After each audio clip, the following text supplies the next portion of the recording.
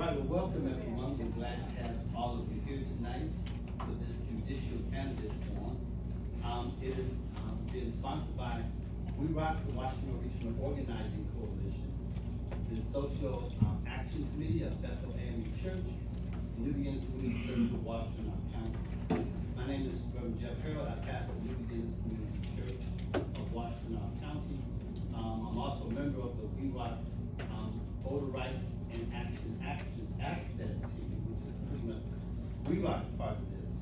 And I chair the Voter Registration, Education, and Mobilization Committee for the Omega Psi Phi Fraternity Incorporated. So I've got a lot of voting access stuff in my mind here. And I plan on taking a nice vacation when the election is over. All right. I started to say amen. Okay, look, side. I was at a concert yesterday, and after all the singing, I told my wife, "Why I keep saying amen?" Okay, this is another topic. So I want to welcome our judicial candidates to this forum. I want to say some things in the very beginning, so that I make sure I make acknowledgments so I don't forget them. First, I want to acknowledge Brother Charles Peterson in the back there. He is the Director of Community Move. And what they do is media work for the community and youth training. And so he's recording for us. We're not live, but he's doing the recording. We're happy to be in this space. To get this space, you need to be sponsored by a county employee. And for that, we thank Mary Campbell in the back. She's the president of local 2733. So we're glad to have that sponsorship. And so we're just happy for all of you who took time out to come here. I'm going to introduce read the brief bio of our candidates for introduction. And I'll do it from my left one this way. We have Jeffrey Boros, gotcha, okay? He practiced law at Captain Wayne Spindler and Associated, advocating for clients primarily in family law, civil, and probate litigation.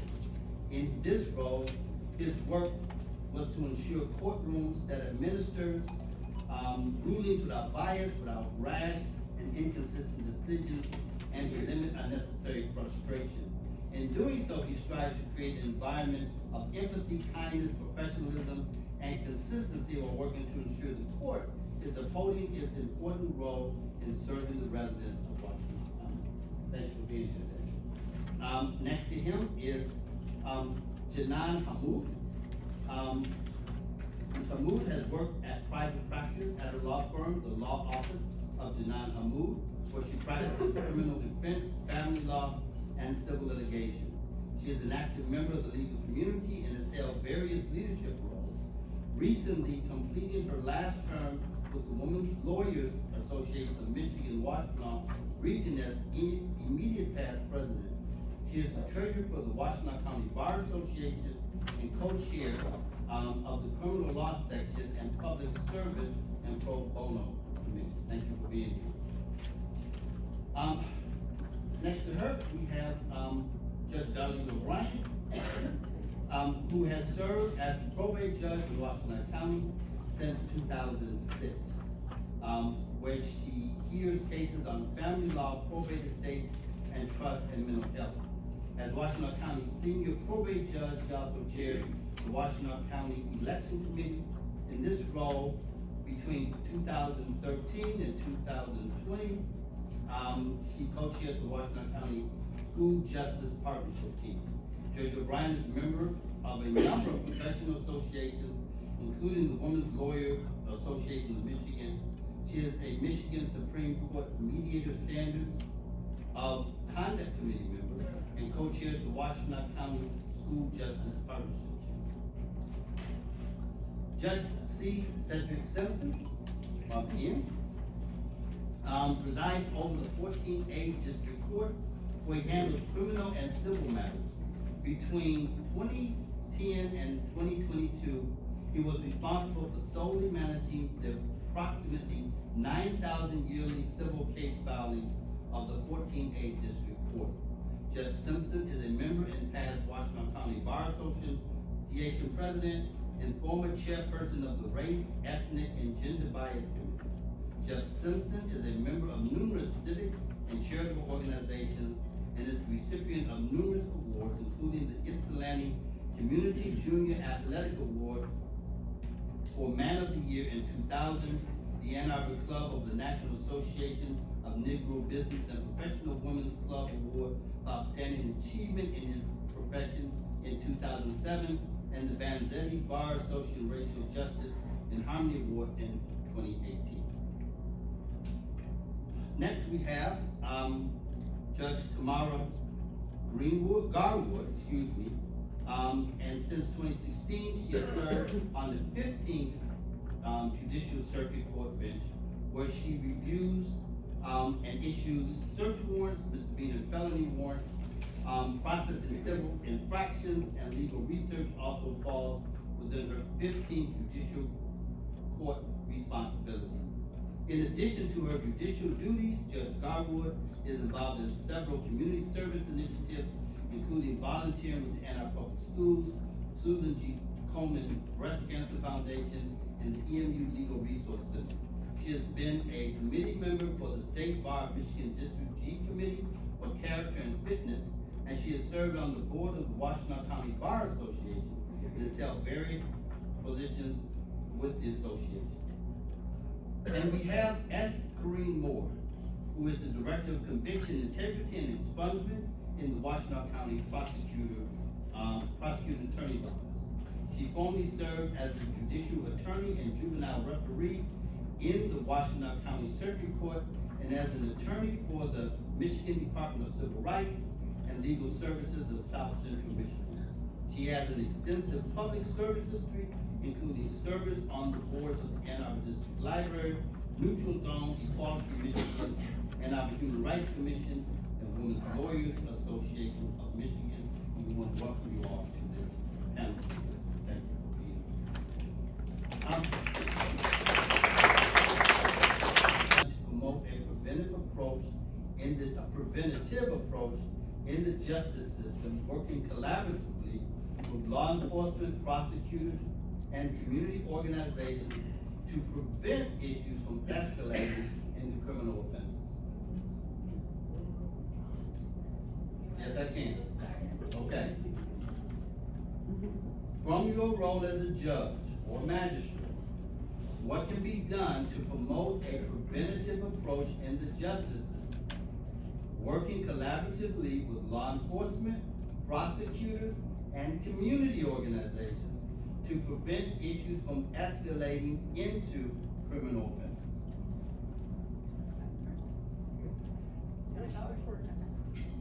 Who you wanted to start, Actually, Is that okay? yes. Okay. So I believe it's really important to work with ideas like this. We have to work collaboratively throughout the community, and that's one of my goals, and that's one of the things I work hard on now is community outreach and youth engagement. But before we even get to that, when you're collaborating with law enforcement, when you're collaborating with the prosecutor's office, from my perspective, it's really important to hold everybody accountable to the same standard. And what does that actually mean? That means when I get a phone call at 2 a.m. from a police officer who wants to do a search warrant to go into somebody's house or to do a blood draw, that I hold them to the appropriate standard to make sure that they are doing what they are supposed to be doing to get access to whatever information they're trying to get. Next, holding the prosecutor's office accountable for making equitable charging decisions. If they don't demonstrate to me probable cause, I'm not going to sign off on their paperwork. And holding everybody accountable is part of the approach that I think hopefully everybody agrees and we all have to take. As far as preventative measures, I think when we work together and we collaborate, then we can come up with systems. I mean, everybody has to buy in. And so if I'm gonna hold the police accountable, they're gonna hold me accountable too. And I believe we have to do that, and I do that every day, working together to make sure that we're solving the problems of our community, getting to young people early and often, getting to the schools I go into kindergarten classrooms to talk to little kids. I'm in the 4th grade doing the civics lesson, and they're doing a mock trial and bringing court to 8th grade and 10th grade. Those are things we're doing now to collaborate to ensure that we're working together as a community.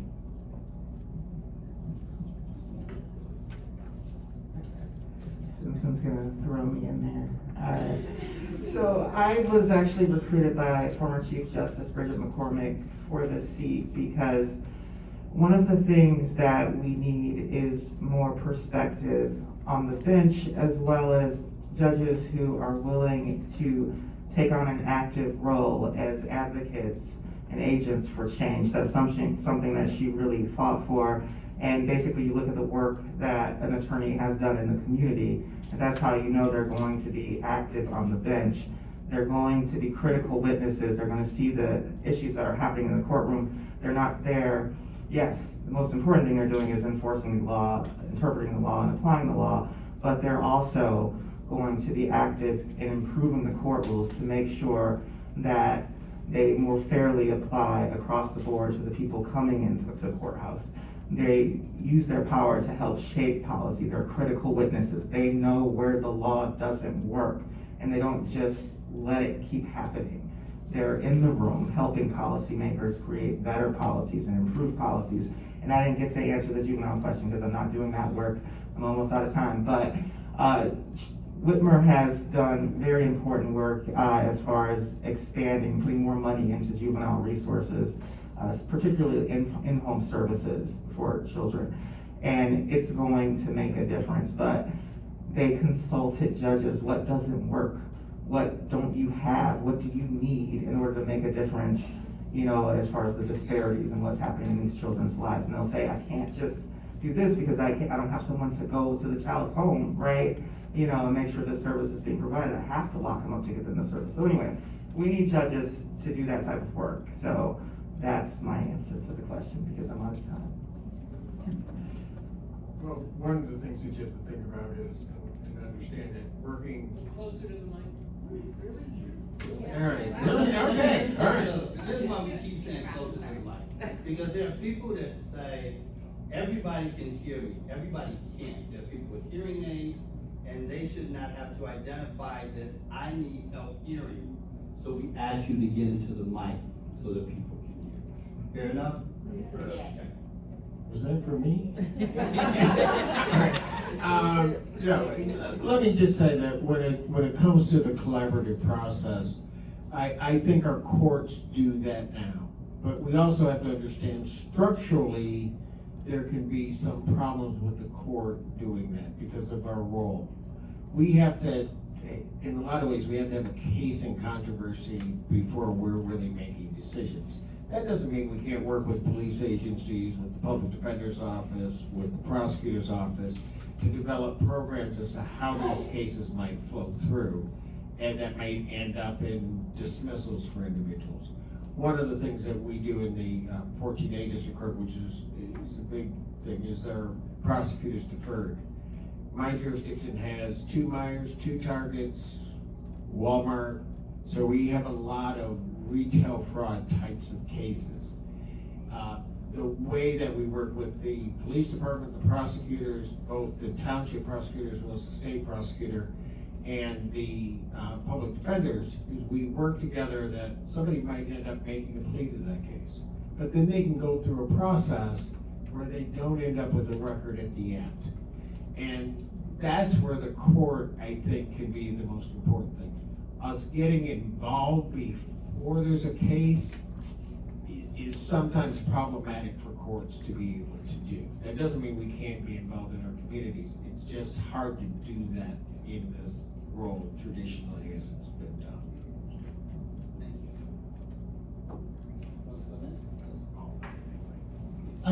I think 2 of the biggest factors that leads to criminal issues are mental health issues and substance abuse issues. I think, and it's not just criminal issues, it leads to court involvement on all levels, whether it be a family law case or a civil dispute. People with those kind of issues tend to find themselves in the court. I think programs with the court that address treatment of those issues can go a long way in preventing them in the future. We do have some treatment court options and mental health court options in Washtenaw County. I think through using those, we can make sure the mentally ill people are getting the treatment they deserve. And I think the people with substance abuse issues can get the treatment they deserve. And with the treatment, if we treat the underlying issue that's causing these problems, we can reduce the problem from occurring in the future. So those are the areas I would think are best addressed through the courts to kind of prevent crime. Thank you. So I want to give you also a little more realistic approach to this problem, because if we could have it any way we want to, I'm sure all of us here would say we want to help the most people we can as early on as we can, but there are limitations on that, because in circuit court, for example, when someone's before you, they've either committed a high-level misdemeanor or a felony, and you can't provide them with resources or programming until they're sentenced, because there's no funding for it within your purview until they're within the jurisdiction of the court by that way. But as far as preventative in terms of the escalation, this is where a judge can make a difference. Knowing the resources that are out there, and I'm just gonna throw out a name. I love Q from Brighter Way. I don't know if you guys know Laquan Hill, but he will work with youth offenders, and that's usually where we have to start. You identify, who's more high risk of coming back at a later age doing something more serious. That's a way of preventing escalation of justice involvement. And you assign them mentors through Supreme Felons, through Brighter Way, who give them housing, who help them find jobs. They teach these men and women how to interview, how to do follow-up calls when you fill out job applications. They help them go through the process. And then we have supportive connections at the 15th District Court, actually, that will provide funding so they can pay, for example, for the first month's rent at Brighter Way, and then it's up to that person to make money for the next month's rent. But knowing that those resources are out there, and I know my time is up, but using these, that's how you prevent escalation for youth offenders. Thank you. Well, certainly getting mental health services to the people who need it is very important. And if there are family, domestic cases, ordering counseling for parents and for the children can be very helpful. Restorative justice is helpful, and to keep things from escalating. I handle a lot of personal protection orders. We enter those to try and tap down the emotions and keep the parties apart. And the circuit judges and probate judges since February have been doing extreme risk protection orders. We're on call 24/7. We rotate the phone, the hotline, where law enforcement can call us in the middle of the night saying, I have a situation and we need to get the guns out of there. So we can enter an order right then so they can get the guns and keep people safe. So we're, doing things, and my time is up. Thank you. 30 seconds. 30 seconds? Okay. So I think that's it anyway. Yield your time to me.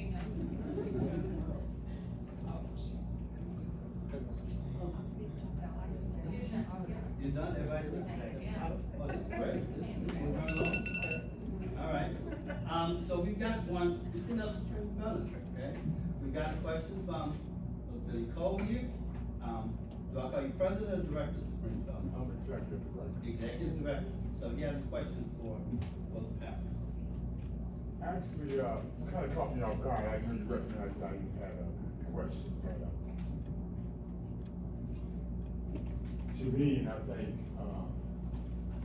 speaking for a big portion of the community which we serve, this land, we serve the county, I like to ask the judges that's on right now, do you really understand the disparity between the east side of the county and the west side of the county when we are considering these programs and avenues of success for the clients that we serve?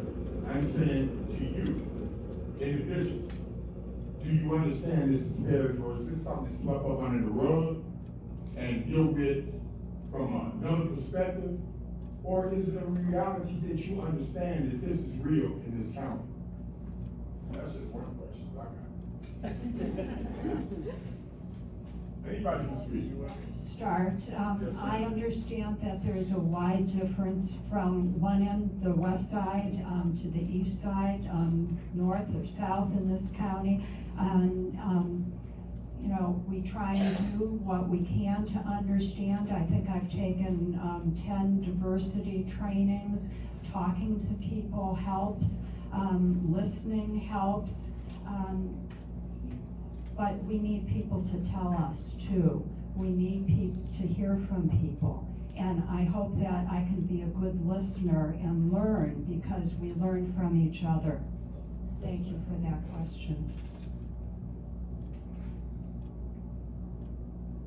Thank you. So a lot of my clients are in custody, and it's not lost on me the demographic of where my in custody clients are while they're waiting for their cases to be adjudicated. And I said this before, one of the questions that I ask is, you know, who's your parent? Can I call your parent? I want to talk to your parent. I want to find out what kind of support my client has at home and who I can use as a tool. And the family infrastructure is very different and the different demographics. So, you know, it's from the core out, you know, the counseling, the referrals for things, it's different. Like, and a lot of that judges can't do anything about in terms of the source, because we can't change legislation, we can't direct funding, but when you're aware of it and you're operating with that understanding, you make different decisions for each individual, and it becomes specialized for that person. It gives you an understanding of mitigation. Like, why did this person make the choices they did? Well, look at their surroundings, look at how they grew up, look at what they have available to them for improvement, for support, for help. And I think that judges, and you know, unless you have that experience either through your client in practice or by listening to people that come into the courtroom or by working with community leaders like yourself, you're not going to get that. And that's one of the reasons we need to continue to do things like this, not just for election years, but as part of the collaborative process if we really want to make changes in our criminal legal system. Thank you. Sorry, I always go over. I am aware of the disparities in the county in terms of the demographics from the east side to the west side. I definitely think it's something that needs to be made aware of when you're making decisions as a judge. I think recently there was a study completed, I think it was the years 2015 to 2019. They analyzed the sentences and the disparities between white and black defendants in this county. I think programs and studies like that is a good way to start. To fully understand the disparities in how criminal laws are applied in this county, it's important to understand the data and see what's going on. Without understanding the problem, you can't fix it or address it. So I think that's an important way to avoid sweeping it under the rug, as you said. With that knowledge, you can take that into consideration, because the report found that even though I think it said white defendants were sent to jail more often than black defendants, the pre-sentencing guidelines were heavier on black defendants to begin with. So it's kind of misleading in the result, because you have to look at the debt kind of being stacked against black defendants to begin with, because you get these pre-sentencing guidelines and suggestions for charges. And so, you know, if you don't understand that that's a problem to begin with, you're just gonna blindly go along with it. So I think definitely understanding the problem is key. I believe the question was for judges. However, I will say, all right. So, you know, I went to Detroit public schools, and I will say there was a year, 7th grade, where I was pretty much kicked out of all of my classes. And, you know, I spent a lot of time in the counselor's office, and I met kids who've been shot, kids who've been in gangs, you know, kids who had violent interactions, and I got to see how human they were. And they were treated very differently. I mean, within weeks, they were kicked out of the school, and I don't know where they went. They sent me to the library. They're like, you go read a book. And I was like, okay, but I wasn't allowed in class, but their solution for me was, you go read books. And, I did that, and I was fine, and it worked out for me. But I got to see the humanity in those children. I got to see who they were and what they went through. And I understood that they had a lot more barriers at home. I understood what it meant to have spoons, right? Like, I don't have the spoons to deal with this today or that today. And when people say they understand the disparity, I really don't think they do. I really don't think people understand how hard it is to wake up with no money and no idea whether the lights are gonna be on the next day, whether you can pay the gas bill in the middle of the winter. I don't think people who have never been through that have any idea that the person coming into their courtroom can barely address the court with whatever random issue you're coming at them with, because what's going on at home could crumble at any minute. And so I do think that's important perspective for us to have and to keep having. I think it's important that when we get on the bench, we don't get black rose syndrome and we're just like, I did everything I can.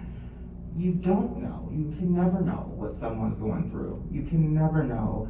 And you really have to have grace. I'm out of time.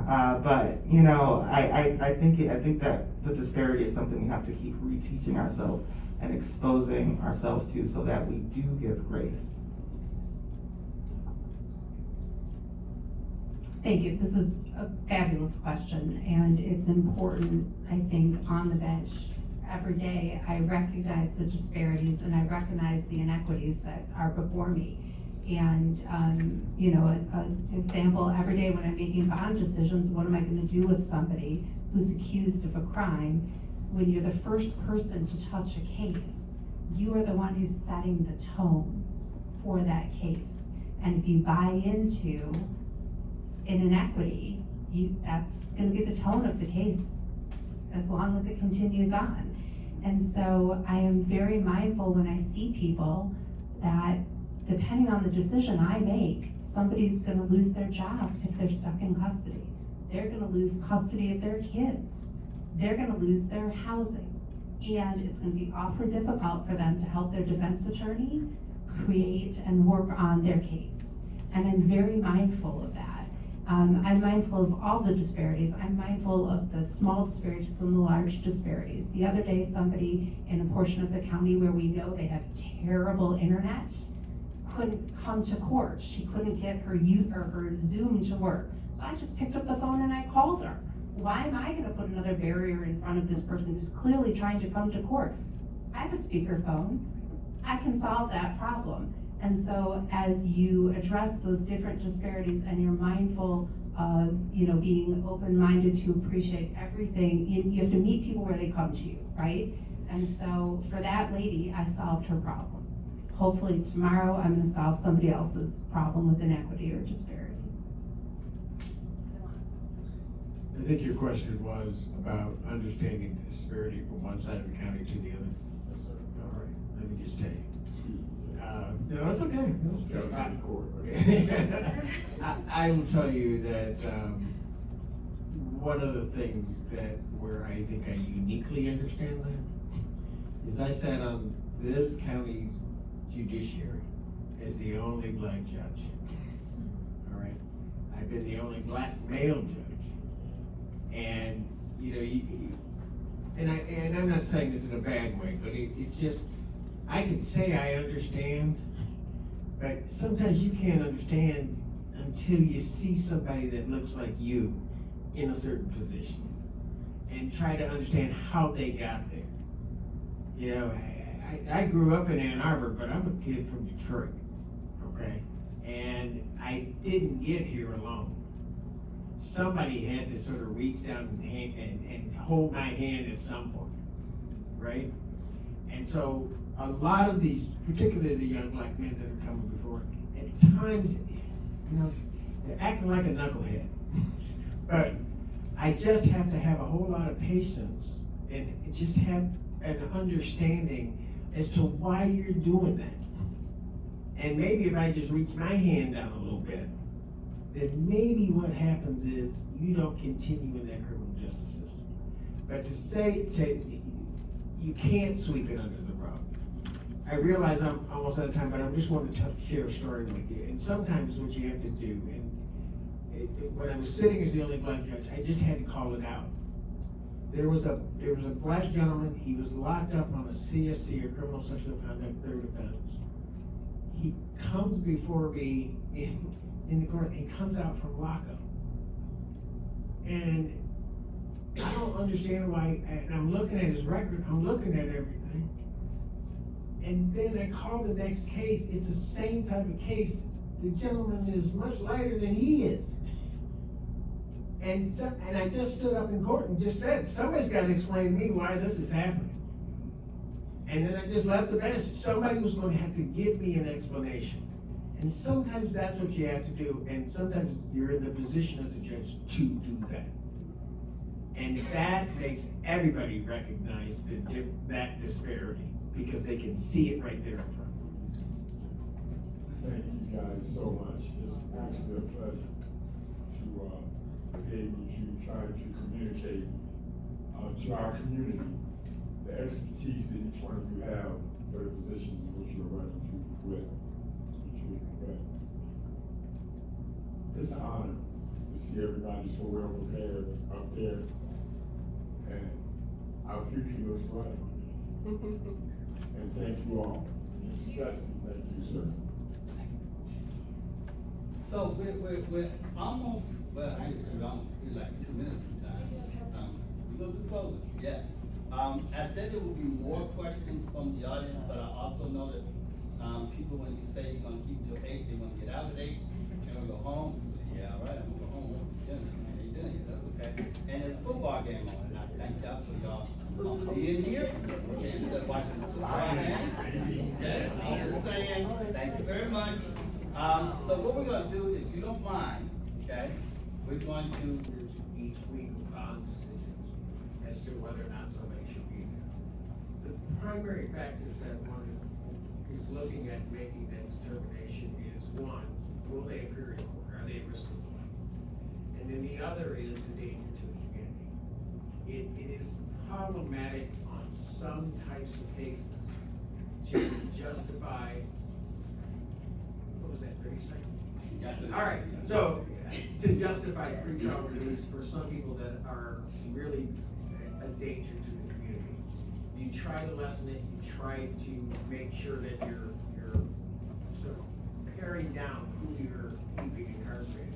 I'll just say one other thing. One of the great things that we've been able to do is use tethers so that we don't have to, we can keep track of people without having to keep track of them while they're located in Washtenaw County. thank you. Folks, when you're speaking into your mic, it should sound like this. So I get it back. Gotta get close. I'd just like to say yes, and then, the microphone, it's hard when the expert goes first. So, one of the responsibilities that I have currently as magistrate of the 15th District Court, some people may not know, every day of the year, including holidays and weekends, we have criminal court here in Washtenaw County. And so if you end up incarcerated on a holiday or a weekend, on a felony case or certain types of misdemeanor cases, you will be seen by a magistrate. So I'm one of 3 people who handle those dockets. You are there every weekend, whether you want to be or not. If it's your day, you go. In 8 years, I've never been called off. There is always someone in custody who needs to be seen. So these are decisions that I make every day, and I follow the principles that Judge Simpson has laid out. We have to look to, are you going to come back to court when you're supposed to come back to court? And will the community be safe? So I always start at the point of, what do I need to do to ensure that everyone is safe, including you, if you're the person in custody? And setting bond conditions is always the goal. Can I set as many bond conditions as possible to keep everyone safe and let you go? But there are circumstances where that's just not possible. And on weekends, we see felonies and we see misdemeanors. The great majority of people in custody for misdemeanors, we can set appropriate conditions and those people can leave. with certain felonies, it's just not possible. I mean, we see people charged with murder. Sometimes those people can be released with a tether, sometimes they can't. It's very specific, and it depends on the actual circumstances of the case. But I will tell you, my goal is always, if I can set enough conditions to keep everybody safe, I'm going to do that. And hopefully I'll be able to release you, and hopefully you're going to come back to court, as is always the goal. So we're gonna see, does this mic not work so I don't have to share a mic? Okay. You're welcome. All right. So I'll just start by saying, as a juvenile referee, I did have the opportunity to hear cases and determine whether or not a juvenile would be detained. And I was also on call 24 hours a day, and I also have to do Saturday hearings. And so one of the things that I did, because whenever an officer in this county decides whether or not to detain a juvenile, they have to contact the referee on call and get permission to detain that child. And so I had a lot of questions. So anytime someone's calling me at 2 a.m. saying, this happened, you know, can I take this child into custody or not? And, you know, are you gonna schedule a Saturday hearing or a next day hearing, right? And so I had a lot of questions. One of the things that I stress, you obviously have a lot of experience over here on the technical legal issues, but I always stress that the background a judge brings behind the bench matters. I'm from Detroit, so that's where I grew up. I grew up in a working class household. My parents were paycheck to paycheck. You know, I understand the struggle. I understand what's going on in families. I understand they don't want to always share what the safety concerns are. And I also understand that sometimes the officer hasn't asked certain questions. You know, so I try to ask certain questions really to make sure, you know, is this a situation where the child needs to be detained? Is it a situation where the parents feel like they can make sure that this kid's gonna come to court tomorrow? I've got 30 seconds, so I'll close. But I think that just having more perspective on the bench, people who, you know, don't necessarily have a privileged background, just having more insight into what it is that's going on, and then again applying the same standards that these two spoke about, because that is the law, you know, and just making sure that you really understand the dynamics of the situation, and that if you aren't going to detain someone because they aren't at risk, that, you know, you have mechanisms in place to make sure that they're going to return to court and remain safe for the community while they're out. All right.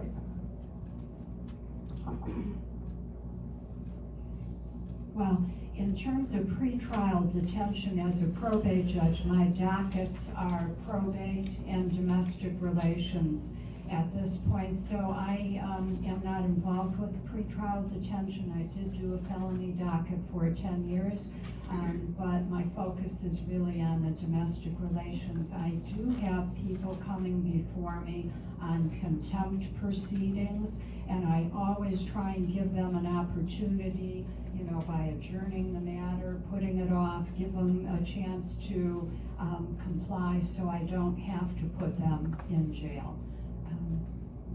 Thank you.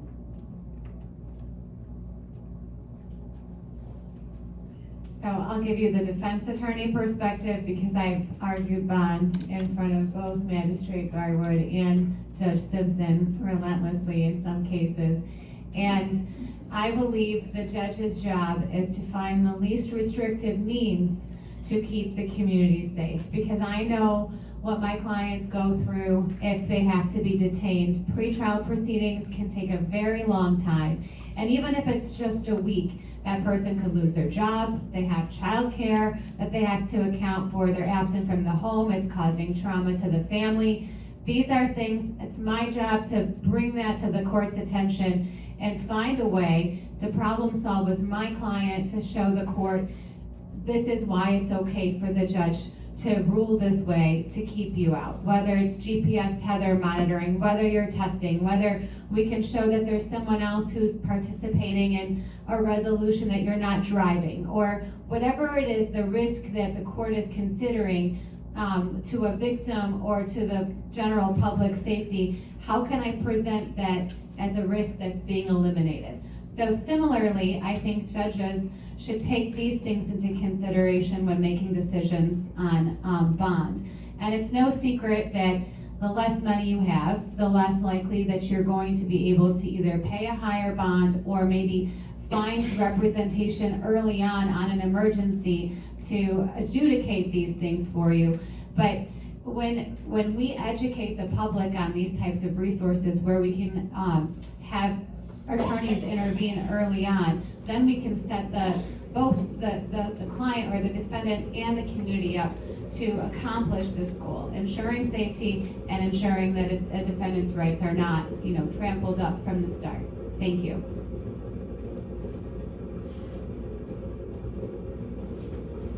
So I feel like pretrial detention can kind of sometimes work against the whole innocent until proven guilty in this country. We do enjoy a presumption of innocence, and oftentimes when we lock people up pre-trial without proving that they're a flight risk or a danger to the community, we're sort of stacking the deck against them from the get-go. It's hard for people who are in jail to mount a defense against crimes when they're stuck in jail and there's already this kind of image of them as guilty. That's why I think it's important that pretrial detention only be used when that person is, as the law says, a flight risk or a danger to the community. I think it's important for judges to look at things like the accusations against the person, what they're being accused of, the facts of the situation to determine, is this somebody that could be a danger to the community? Beyond that, I think they need to look at their position as well in terms of, is this person going to show up in court to contest these charges?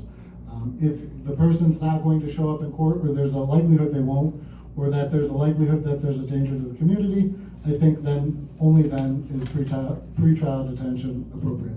Thank you. Thank you.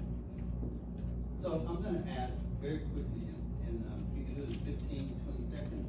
Jeff Simpson, let us know the difference between 14A, 14, 15, and 20 seconds. Law courts, okay. Well, Okay.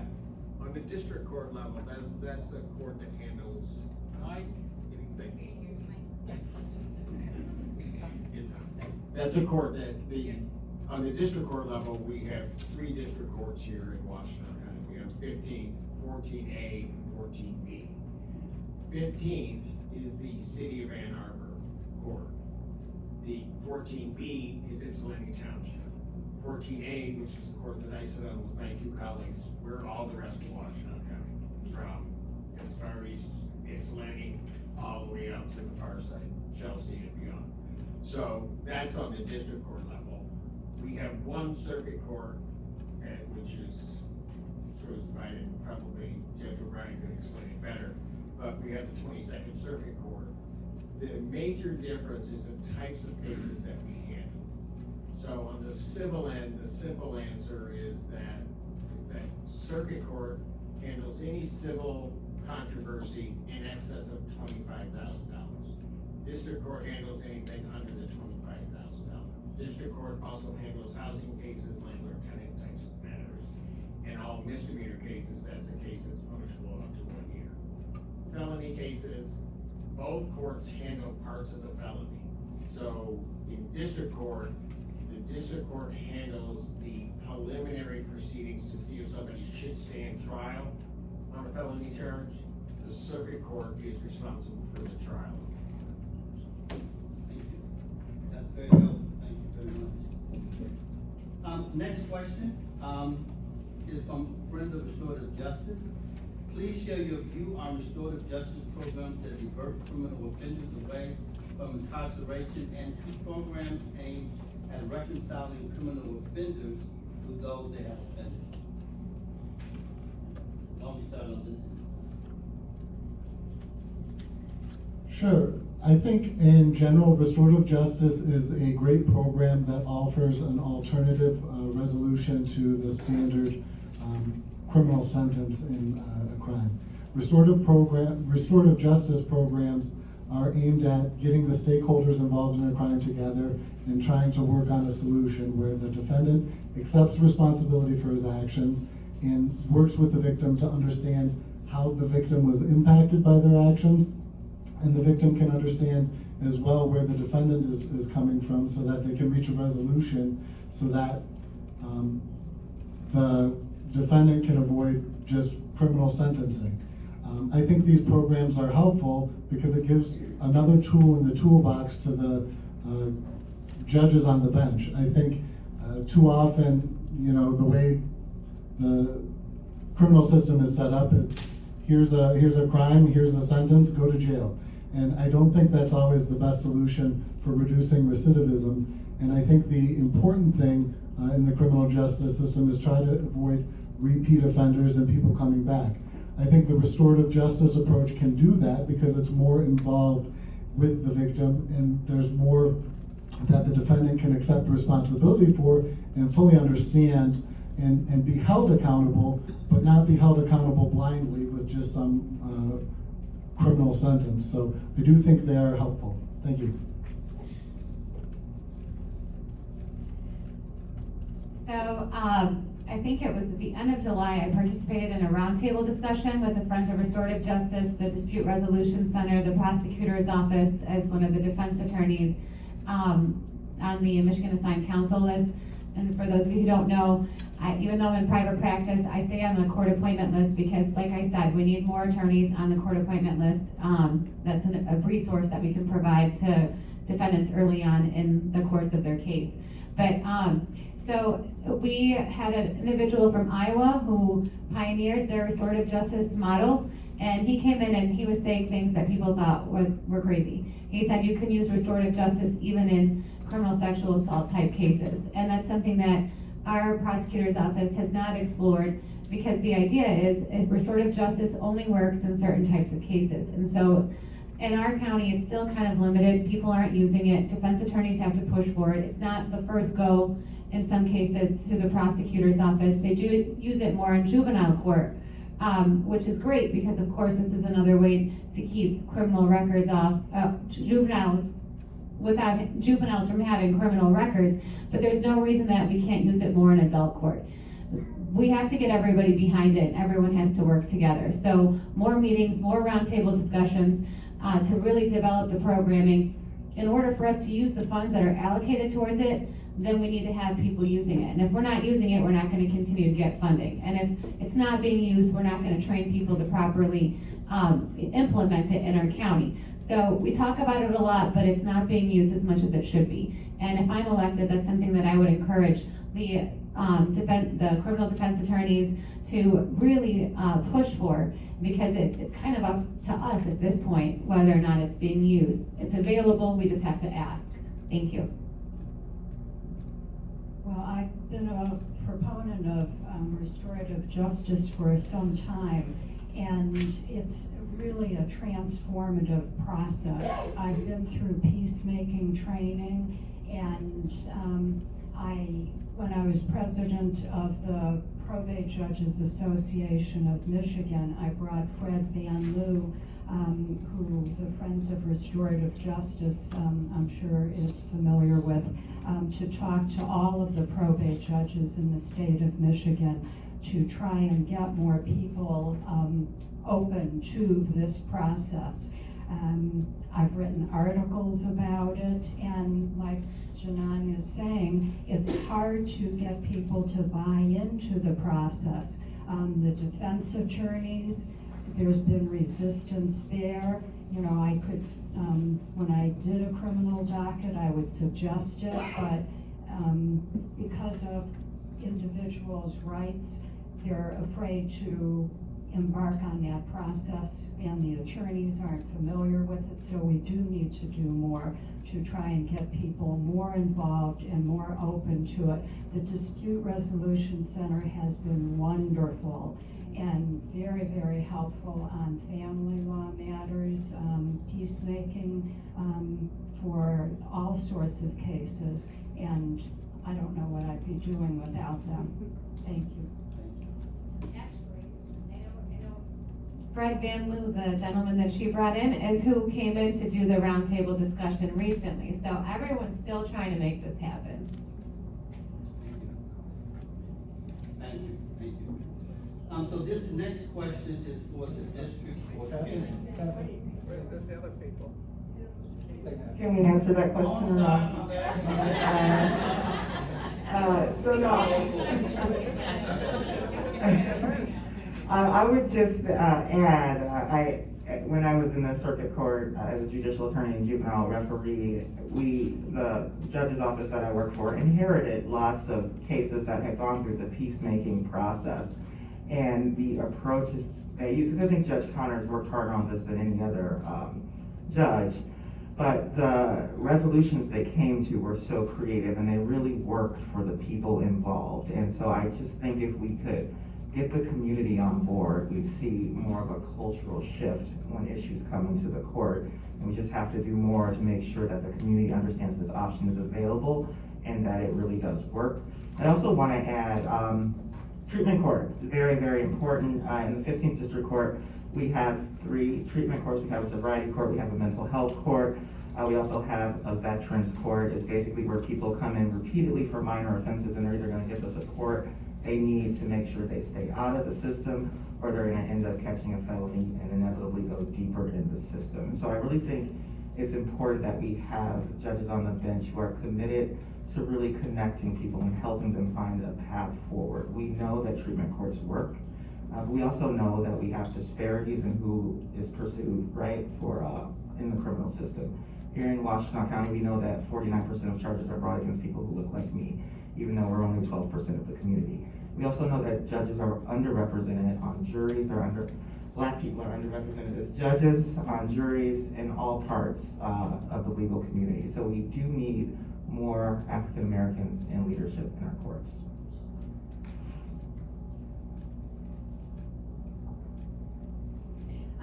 Before I answer the question, I just wanted to make note, I think it's important to consider the fact when we talk about the 15th District Court, its jurisdiction is things that happen within the city of Ann Arbor. But there are probably a large number of you who don't necessarily live in the city of Ann Arbor, but you drive through, you might get a ticket.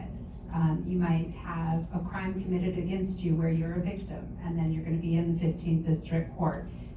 You might have somebody sue you for something.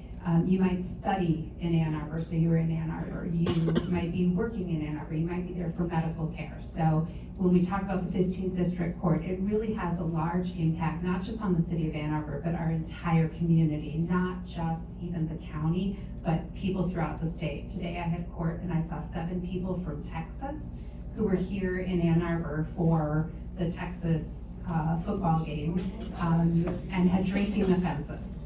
And so I had to take care of, they were all very polite, very nice, and they all came, the people who lived here didn't. But I just want you to appreciate, the full breadth of the jurisdiction and the people that the 15th District Court handles. Now, to the actual question, I'm committed to restorative justice. And part of restorative justice is really looking at rehabilitation and how can we help people find solutions to what brings them to court. And one of the big things about that is getting people to be accountable for their actions and getting them to fully understand the impact that their actions have on themselves and on our community. So I believe we need to continue to work with the exemplary things we've done in our sobriety court, in our mental health court, in our veterans court. We're fortunately about to have an addiction court coming in the county. I believe it'll be housed here or at 14B. I think that's still being finalized because we don't want people to have to come to downtown Ann Arbor. They can do things remotely. It's super exciting though that that's coming, and my time is up. I'm back to it. I'll be really quick regarding restorative justice, and maybe in some ways a little bit clear. I'm in favor of restorative justice, but one of the things that you have to realize about restorative justice, true restorative justice, is it actually comes from the community. It doesn't really exist in the court. So in those places where you find success in restorative justice programming, you have this legislative structure which gives it sort of the authority to go forward. But where it works are you guys. It's not anybody that's sitting on a bench in a black robe. It's not any of those folks in the court. It really is the community that makes restorative justice work. If the community says, we want restorative justice, I think the courts, well, we respond slow, but we'll respond. But we also have to have that legislative structure, and that's what we don't have. And as Ms. Hammoud was really getting at, you get people that want to do it, some that don't want to do it, and all of those things, and that's because it sometimes is, and again, I appreciate the effort, but sometimes it's a patchwork kind of process. And so it's not really clear to anyone what's going to end up happening in that process. And so we could have it, we have to get our legislatures on board, and then we have to get our community on board, and you guys have to call for it. And I think that it will happen, and if it does happen, it's gonna be fantastic. But that's the way that it is. Thank you. Down our message. Thank you, everyone. So, I've got a run-up show here, I'm keeping time. Adjusting as I go along, I'm gonna cut these answers down to a minute and a half. Okay? Because we're running this slow, so you're gonna have to come to the point, okay? So this next question is for our district, court candidates.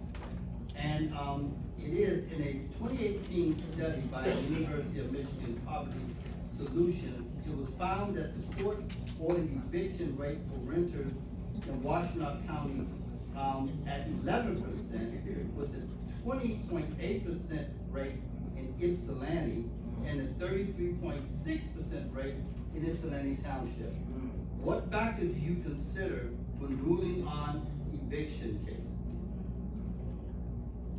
Or would you consider? I know I got a whole lot to say. I'll take what's left of your time. So I, for the first 10 years or so of my career, landlord-tenant defense, representing individuals who couldn't afford an attorney who were in eviction court is something that I did, and I was able to save housing for thousands of clients. But it is difficult. As a judge, it is, proceedings are expedited, and I don't think everyone understands this. And the reality is tenants do better when they have representation, but legal services can only represent about 33% of the individuals who come to them for support. We worked on providing programming that would allow volunteer attorneys to come in and support that, but it was never something that was really sustainable long-term. Maybe they're gonna talk more about the eviction court that they're proposing. But as far as things to take into consideration, I think we have to take into consideration how hard it is to appear pro se, how hard it is to represent yourself, and I think judges can be more proactive in making sure they have all the information they need to make decisions in cases when people are self-represented. They don't necessarily know what defenses, are appropriate or not, but judges can ask questions. They can ask to make sure they have all the information they need to make a fair decision. We have more resources in the courthouse. There's a lot that we can be done, but I think it really has to do with just having judges who have experience representing and working with community members from all walks of life who may fear coming into the courtroom or just not understand how to communicate their issues.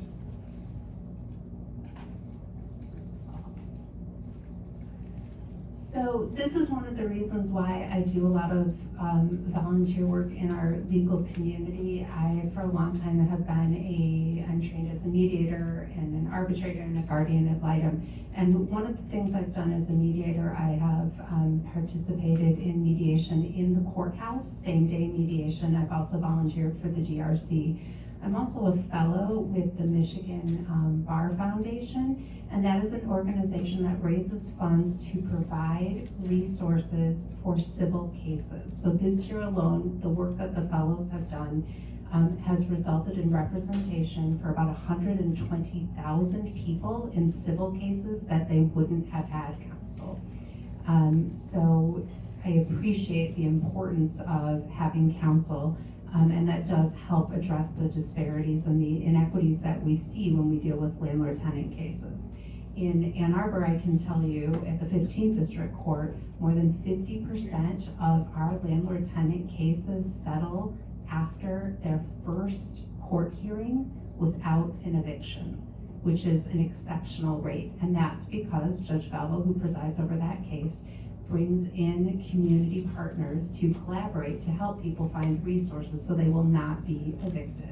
And that's one of the things that, as a judge, I would certainly continue to do. I would also make a call out to local counsel to have them come in, much like I volunteered same-day mediation, do same-day volunteering for attorneys to come in and represent people in landlord-tenant cases. And I really welcome the opportunity for the new, I think it's going to be called eviction court, to be brought to Washtenaw County, and I think that will do a great deal of good for our community. I'm trying to break this down for you about independent man. Hold your microphone closer. Really? Can you hear me now? All right, let me just try to break it down. I've been doing summary proceedings with landlord, tenant, and housing work for about 40 years. And the statistics that are pointed out, I don't think they should surprise anyone in what happens. Because what actually ends up happening is that people of color, people in the poorer communities, they're the ones that are put out. So those are the ones that you have to go about attempting to try to protect within our system. Attorneys certainly can help, but I also think, and I'm proud of my other two colleagues, Judge Washington and Judge Bethel, I think you got 3 pretty good judges doing this kind of work, with an understanding that if, we talk about criminal justice, we talk about that part of our system, if somebody's not housed, where they're gonna end up is they're gonna end up at the Washtenaw County Jail. That's the reality of what happens. And so everybody talks about the housing court. I hate calling it an eviction court because I don't think our purpose is to evict. Our purpose is to keep people housed. The problem is we have to take a more holistic approach to it. There are people that cannot budget money. There are people that have issues in that regard. And when we have that, what we have to do is we have to provide resources and opportunities to have those people begin to understand that, so they're not coming back to us time and time again. Because ultimately, if you come back 3 times, one of those times you're gonna be out. And the statistics that are in Ypsilanti, that's really primarily what I have, they're just horrible. And people are just in this sort of roundabout thing of housing, and we can't have that continue. And I know Judge Washington shares that view, and I did see time, but I couldn't stop. So I'm gonna ask one follow-up question, which really is a yes or no. Can you get a public defender for an eviction? No, but Legal Services of South Central Michigan does primarily represent on eviction cases, but they just only have capacity for about 33% to meet 33% of the need. And we should also say in that regard that the University of Michigan Clinical Law Program also represents tenants, and they do that. We don't have enough, but I think really people ought to watch our courts, watch Judge Washington's court, watch my court. You're going to see judges do something, I think, different than what you would expect to try to preserve people's housing. This question is for our circuit court candidates. Analysis of Michigan child welfare data conducted by a researcher at the University of Michigan indicates that African American children in our state are twice as likely as white children to be removed from their homes for neglect. Please explain the factors you consider when deciding on cases involving removing children from their homes. Judge O'Brien, does this fall under you or no?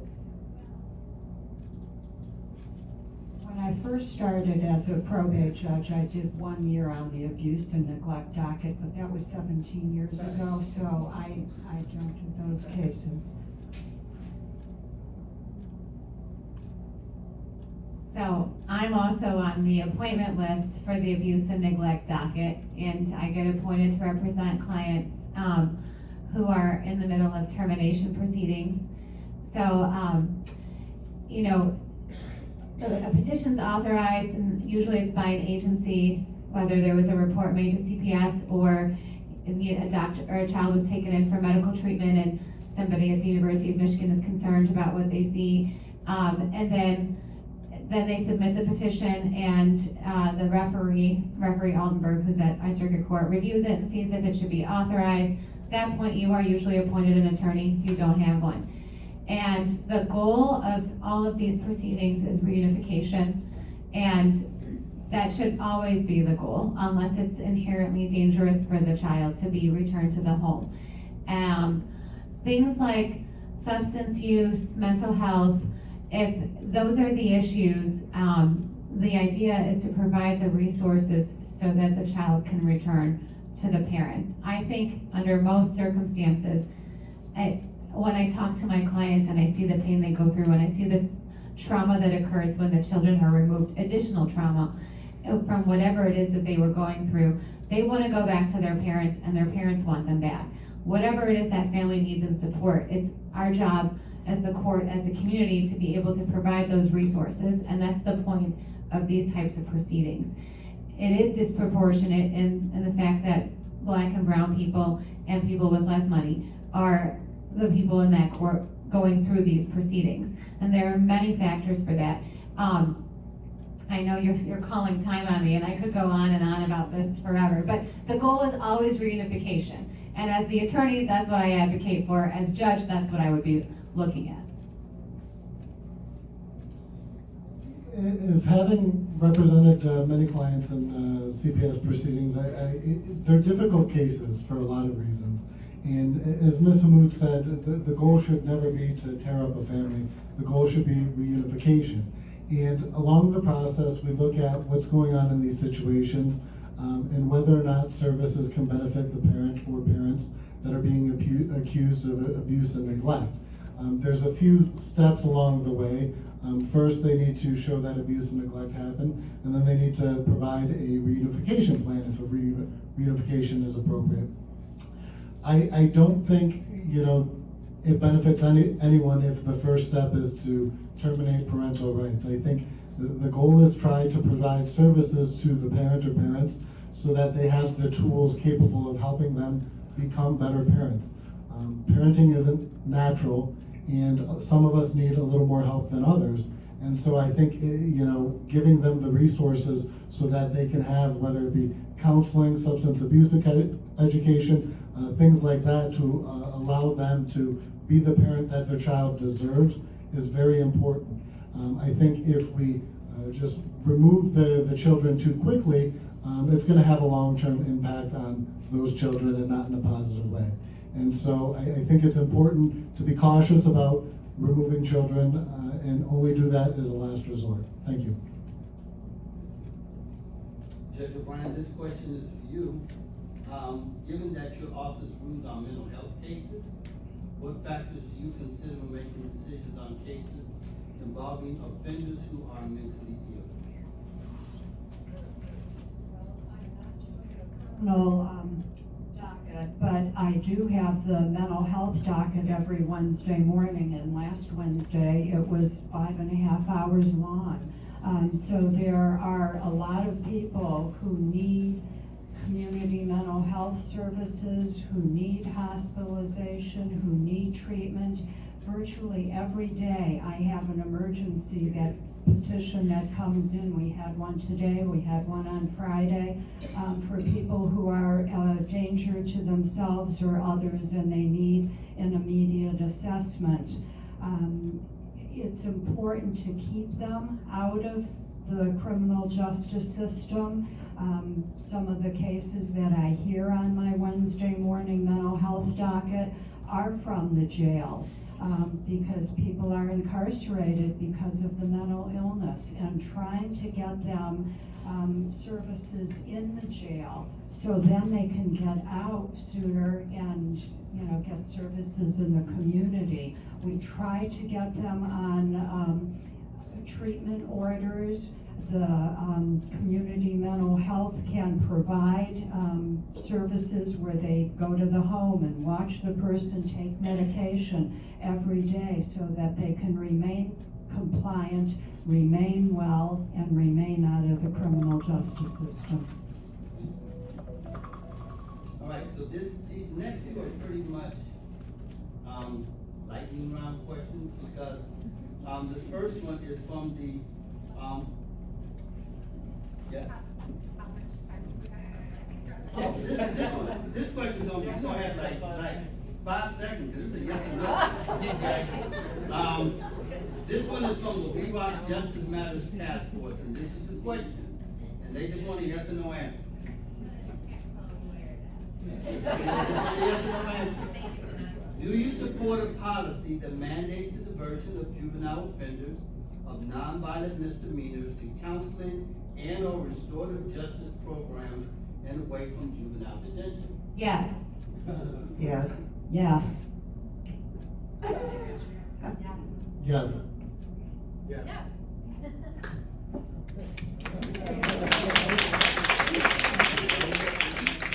There you go. This one, I'm gonna make this one a yes or no one too, because it's a long linear.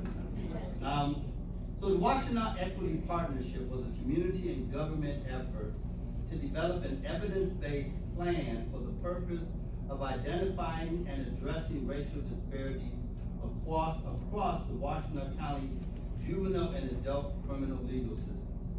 One of the main recommendations was to follow the example of counties such as Allegheny County, Pennsylvania, the Pittsburgh area, and Multnomah County, Oregon, Portland area, in developing a criminal justice data warehouse designed to integrate public safety data from county sources. The data warehouse will be staffed by public safety analysts who would help county departments use data to inform program design and performance, inform policy making, and measure public safety agencies' outputs and performance, including eliminating disparate treatment within the county's criminal legal system. Do you support the development of a county data warehouse? That's a yes or no.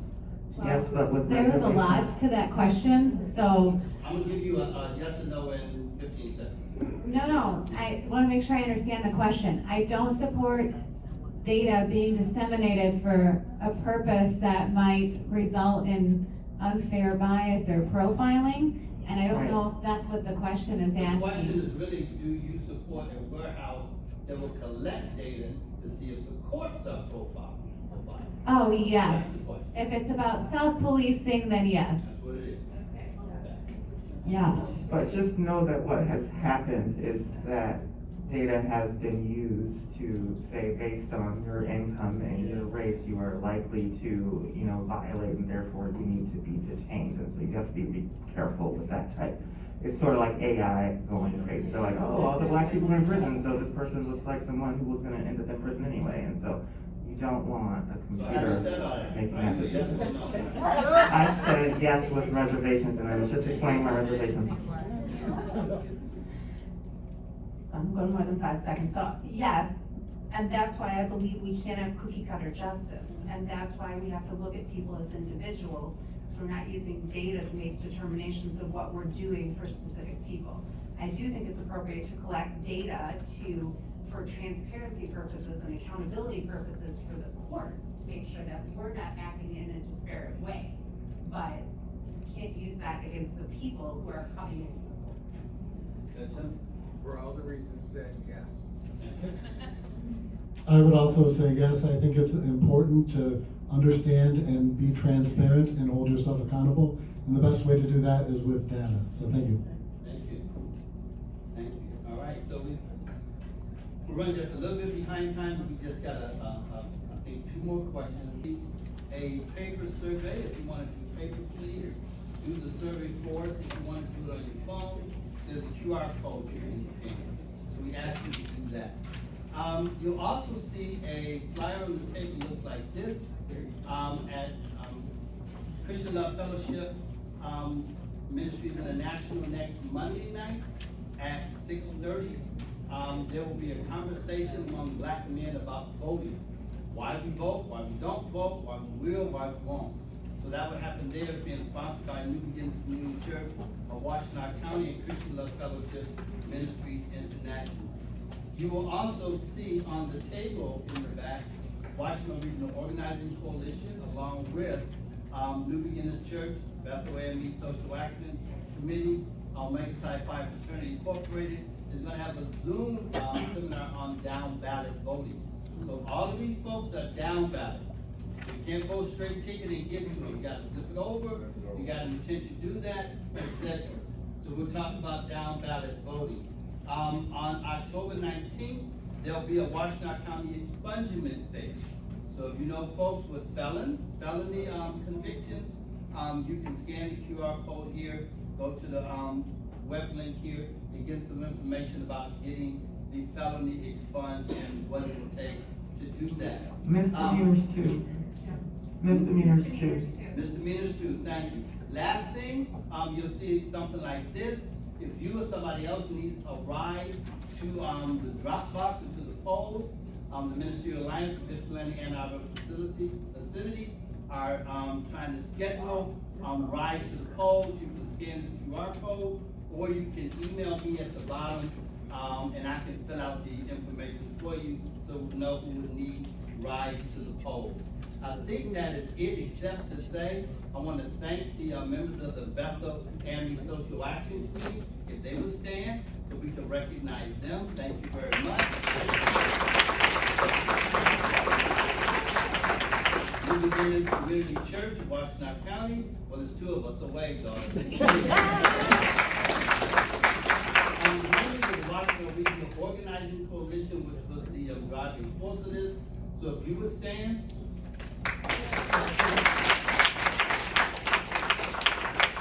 And we want to really thank our candidates for coming out. I want to give a special shout out to Judge O'Brien and Judge Simpson. It is something, if you're the only person on the vote, on the ballot, you get 2 votes, you and your mama, you in. So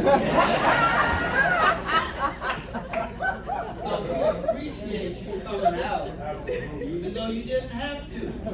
But take note, right? Because an unopposed judge today may be opposed next time, and you'll kind of know who they are. Thank you to all of our candidates. Thank y'all for coming out. Notice I said y'all, not you all. Y'all, okay? Right? We're gonna do room for Nolans, okay? Or the Mohouse. Y'all, okay? So thank you all for coming. There's a lot more information on the back table there. There's some voter guides, statewide voter guides from the League of Women Voters. There's some IPSI, Lincoln School District specific voter guides as well that you can pick up. So there's a lot of information. And once all this is said and done, okay, all of this stuff, folks, don't y'all stay home and don't vote, okay?